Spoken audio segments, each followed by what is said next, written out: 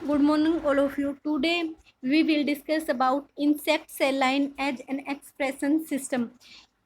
इस इसमें हम क्या करते हैं, इंसेक्ट्स को यूज़ नहीं करते हैं मेनली, इसमें इंसेक्ट सेल लाइन्स को यूज करते हैं। तो इसमें हम इंसेक्ट की सेल लाइन्स को यूज करते हैं। एक वायरस होता है बैक्यूलो वायरस, जो इंसेक्ट सेल लाइन्स पर अटैक करता है, तो उसको हम यूज करते हैं जेन एक्सप्रेशन सिस्टम। जो बैक्यूलो वायरस का जो जीनोम है उसको हम उसको यूज काम कर रहे हैं, तो हम क्या करेंगे, जो अपना जो बैक्यूलो वायरस एक्सप्रेशन सिस्टम प्रोटीन को हम मॉडिफाई करेंगे, उसके अंदर अपना जो जीनोम है डालेंगे एज एक्सप्रेशन सिस्टम। तो ये है जो इंसेक्ट सेल के अंदर जो हमारा डिजायर्ड प्रोटीन है उसको लेकर एंटर करेगा। जैसे इंसेक्ट सेल है वो डिवाइड होगी तो हमारा बैक्यूलो वायरस का जो प्रोडक्शन है वो स्टार्ट हो जाएगा। जितना बैक्यूलो वायरस बढ़ेगा इंसेक्ट सेल लाइन के अंदर उतना ही हमारा प्रोटीन बनेगा। फाइनली जो इंसेक्ट की सेल लाइन है उसकी जो मीडिया होगा वो कल्चर ग्रो करेगा। तो जो बैक्यूलो वायरस है का प्रोडक्शन है वो स्टार्ट हो जाएगा सेल्स के, और जो प्रोटीन का सिक्रेशन स्टार्ट हो जाएगा। जो तो इससे जो पार्टिकुलर प्रोटीन है उसको सिक्रेट करना स्टार्ट कर देगा, और मीडिया जो है उस मीडिया को हम फिर यूज करके उसको प्यूरिफाई करेंगे। तो जो डिफरेंट सिस्टम को हमारे को नीड होती है प्रोड्यूस प्रोटीन आर जो फॉलो, जो हम अलग अलग जो स्टेप्स होते हैं हमारे, तो हम क्या करेंगे, तो जो उसको तो उसमें हम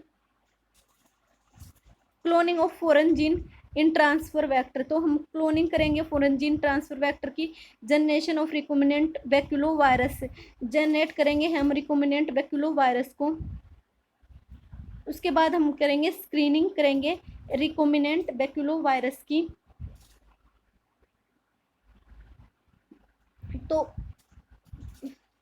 उसको हम स्क्रीन करने के बाद हम क्या करेंगे रिकोमिनेंट बैक्यूलो वायरस की। उसके बाद हम कल्चर करेंगे रिकोमिनेंट इंसेक्ट सेल लाइन्स को। फिर हम क्या होगा, हमारा जो प्रोटीन प्रोडक्शन है वो स्टार्ट हो जाएगा।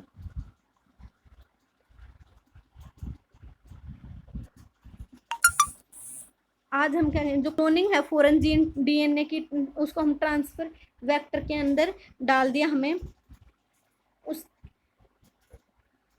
उसके बाद हमने जेनेसिन कर दिया जो रिकोम्बिनेंट जीनोमिक जो वायरस है। तो इसकी जो है दो अप्रोचेज होती हैं। फर्स्ट अप्रोच है जो इंसेक्ट सेल लाइन को हम पहले ट्रांसफर कर देते हैं बैक्यूलो वायरस में, जो प्रोड्यूस करता है ट्रांसफॉर्म इंसेक्ट सेल लाइन्स को। if subsequently transfer within a vector containing foreign gene DNA, तो हमसे सबसे पहले वेक्टर से जो हमने वायरस है उससे उसको ट्रांसफॉर्म किया, फिर हम उसको जो हमारी सब्सिक्यूटली ट्रांसफर वेक्टर जो हमारी जो साइट है उससे हमने उसको एंटर करवा दिया, और ये भी क्या करेगा इंसेक्ट सेल लाइन के अंदर एंटर कर जाएगा।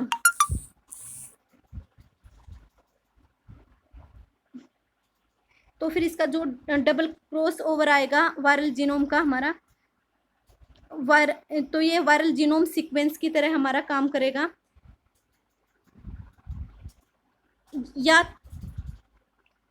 या तो इसके दो तरीके हैं, या तो बाहर पहले ही जो बाहर से हम वायरल जीनोम के अंदर है इसकी सीक्वेंस को एंटर करवाए और तब उसको अपनी सेल लाइन के अंदर डालें, या पहली अप्रोच है जो वायरस अलग डालो और जो इंसेक्टिड जो वायरस है उसको अलग डालो ताकि वो अटैच कर जाए तो इससे क्या होगा, जो वायरल जीनोम है वो पॉलीहेड्रल जीन है वो रिसीव करेंगे, डीएनए जो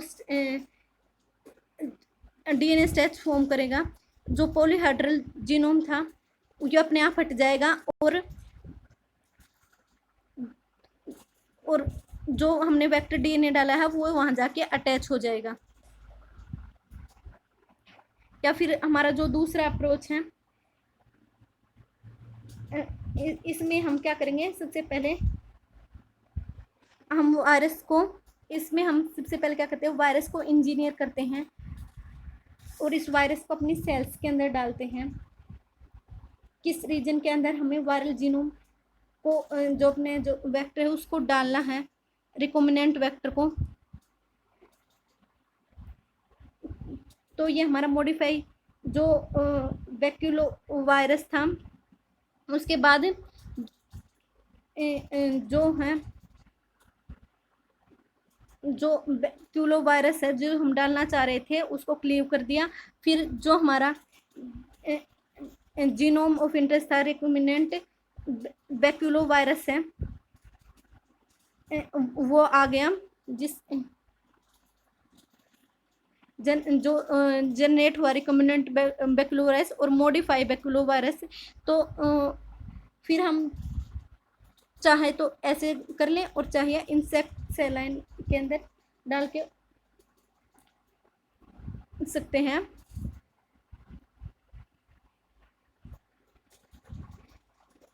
तो फिर वो वाली जो मेथड है वो थोड़ा ट्रिकी होता है, हमारे को नहीं पता वो कितना सिग्निफिकेंटली अटैच होता है। यहाँ पे हमने क्या किया, पहले वायरल जीनोम को मॉडिफाई कर दिया, सेल लाइन के अंदर डाले हैं और फिर उसको रिकॉम्बिनेंट बैक्यूलोवायरस के दन है तो वो डिजायर्ड प्रोटीन स्टार्ट कर दिया। क्योंकि वायरस की एक टेंडेंसी होती है जिसके अंदर गया उसकी मशीनरी को यूज करना स्टार्ट कर देता है, तो ये हमारे जीनोम को यूज कर जाता है, हमारे जीनोम को, हमारे सिस्टम को यूज करता है और ग्रो करता रहता है रैपिडली। तो जो हमारा जो बैक्यूलोवायरस है वो यूज करेगा इंसेक्ट सेल लाइन्स को। तो इसके लिए हमारे को जो स्क्रीनिंग है करनी पड़ती है रिकॉम्बिनेंट बैक्यूलोवायरस की, कि हमारे उसमें जो वायरस बैक्यूलोवायरस है उनमें जो इंसेक्ट सेल लाइन है वो गई या नहीं गई। तो इसके लिए हमें ट्रांजेक्शन करते हैं, तो कितनी क्वांटिटी हम वायरस को एंटर करवा रहे हैं, तो हम उसके लिए हम इंसेक्ट सेल लाइन लेते हैं और उसको कल्चर करवाते हैं और वायरस को डालते हैं। और वायरस की टेंडेंसी होती है कि तो वो उस पर्टिकुलर एरिया की सेल्स को क्या करेगा,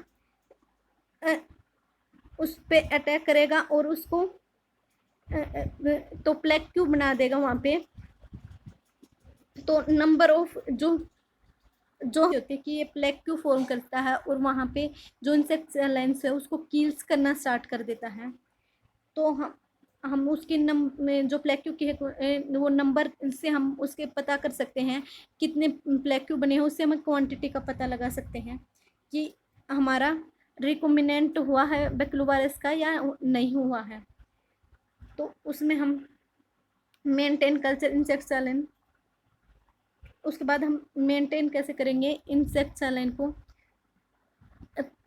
तो हम जैसे मेम्ब्रेन सेल लाइन को कल्चर करते हैं उसी तरह से हम इंसेक्ट सेल लाइन को कल्चर करेंगे। प्रोटीन का प्रोडक्शन किस तरह से करेंगे, बैक्यूलोवायरस को जो अगर साइटोप्लाज्म में जाके इकट्ठा हो साइटोसोलिक है तो उसमें कैसे निकालोगे, प्रोटीन है वो कैसे सिक्रेट करोगे। इसमें सबसे पहले क्या हुआ, जो ट्रांसक्रिप्शन में क्या हुआ, बैक्यूलोवायरस है वो मल्टीप्लाई हुआ तो उसको वायरस एम्पलीफाई हुआ तो वायरस को इन्फेक्शन इंसेक्ट सेल लाइन में, तो उसको अगर सेल्स के अंदर ही जो प्रोटीन बनाया तो उसको लाइज करना पड़ेगा उसको सेंट्रीफ्यूज करना पड़ेगा और सेल लाइस होंगी तो साइटोसोलिक प्रोटीन बनेगा। और अगर वो सुपरनेटेंट है तो सिक्रेशन सिक्रेटरी प्रोटीन है वो सिंथेसाइज करना स्टार्ट कर देंगे। सिस्टमेटिक प्रेजेंटेशन है, जो डिफरेंट स्टेप्स हैं जो प्रोडक्शन इंसेक्ट सेल लाइन के हम यूज करते हैं। Thank you.